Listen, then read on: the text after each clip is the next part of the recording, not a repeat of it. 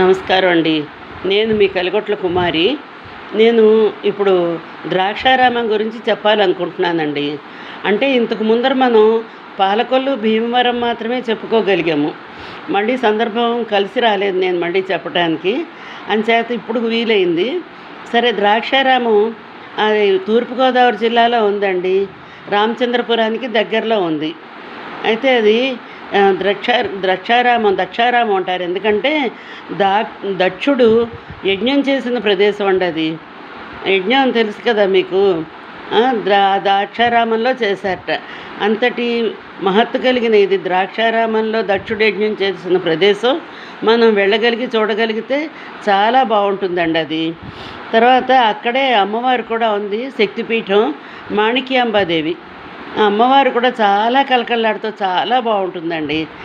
ఈ భీమేశ్వరుడు, అక్కడ స్వామి పేరు భీమేశ్వర లింగం. అది పంచారామాల్లో ఒకటి భీమేశ్వర లింగం. అది 14 అడుగుల ఎత్తున ఉంటుంది.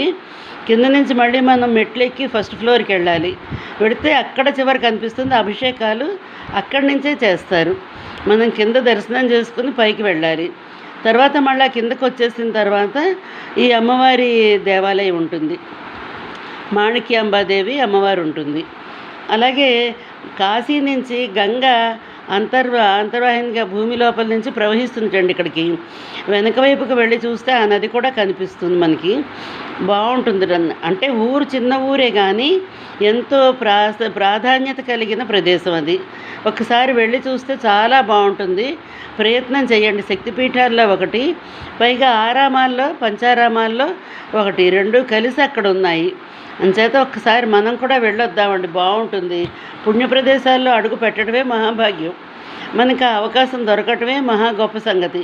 ఇంకా అక్కడే నివసించే వాళ్ళ జీవితం అసలు పూలపాన్పే అనమాట. చాలా చక్కటి ప్రదేశంలో ఉంటున్నారే మీరు.